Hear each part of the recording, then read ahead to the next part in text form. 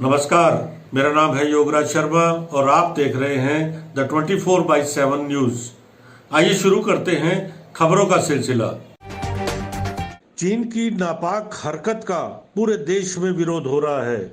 जी हां, लद्दाख की गलवान घाटी में 15 जून की रात चीनी सैनिकों द्वारा धोखे से भारतीय सैनिकों पर किए गए हमले के विरोध में बलिया के जपलिंगगंज इलाके में विश्व हिंदू परिषद द्वारा चीन का पुतला फूंका गया। इस दौरान विश्व हिंदू परिषद के कार्यकर्ताओं ने चीन को मुंह तोड़ जवाब देने के लिए और चीनी सामान का बहिष्कार करने का भी आह्वान किया। युवा कार्यकर्ताओं ने ये कहा कि जरूरत पड़ने पर चीन को धूल चटाने के लिए देश का हर युवा जंग के लिए तैयार है। भारत माता की जय, भारत माता की जय, वंदे वंदे। ये कार्यक्रम चीन के विरोध में है। पिछले कोरोना काल में जो चीन की कमर टूटी है, लोगों ने सामान खरीदना बंद कर दिया, जिससे वहाँ पे हाहाकार मचा हुआ है और अपने नागरिकों का ध्यान भटकाने के लिए वो सीमा पर इस तरह से कुख्यात कदम उठाया है, जिसमें हमारे 20 सैनिक शहीद हुए हैं। आज आप लोगों ने क्या किया?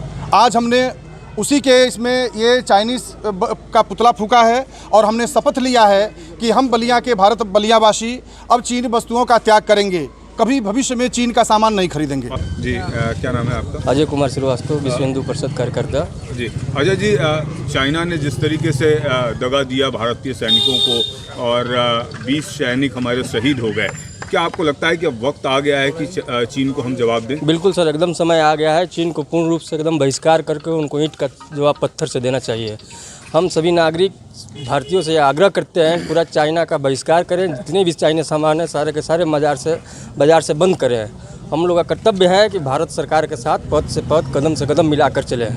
क्या नाम है आपका? मंगलदेव चौबे, जिलाध्यक्ष विश्व हिंदू परिषद बलिया। मंगलदेव जी, जिस तरीके से भारत और चीन की सेना लगातार पिछले 30-40 दिनों से लद्दाख में उलझी हुई है और 15 जून की रात एक विश्वासघात किया चीन ने और हमारे 20 सैनिक उस हमले में शहीद हो गए, क्या कहना है आपका? जी, मैं भारत सरकार से इस विषय में आग्रह करता हूँ कि हमेशा भारत ने ईंट का जवाब पत्थर से दिया है। 20 जवान हमारे मरे हैं, ऐसा कुछ हो ताकि 20 के बदले 2000 सर चाहिए हमें। और हम भारत के लोग इस मामले में राजनीतिक बिंदु से उठकर भारत सरकार के साथ कदम से कदम मिलाकर काम करेंगे, क्योंकि अब बर्दाश्त करना मुश्किल हो गया है।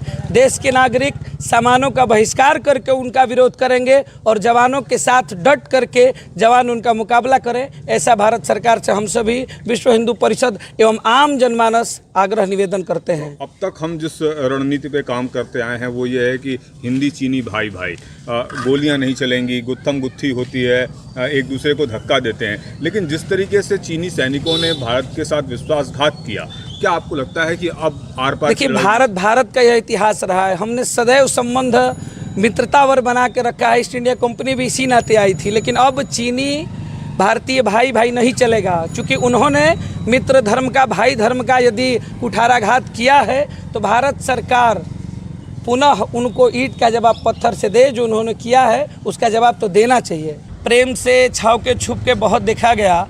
अमित शर्मा जी की उन 2 पंक्तियों को याद करके लड़ना होगा कि जब अपने देश पे कुठाराघात हो तो ना तंत्र काम में आता है, ना मंत्र काम में आता है, ना तंत्र काम में आता है, ना मंत्र काम में आता है। जो शीश काट दे दुश्मन के वो यंत्र काम में आता है।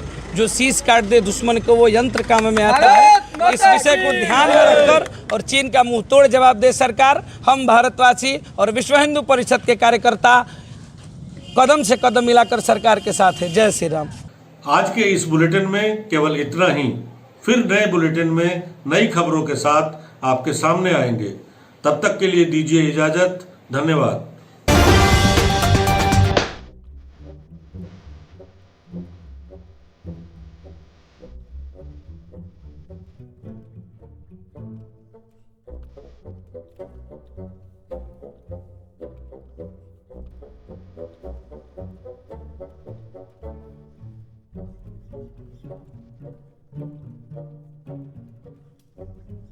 Thank you.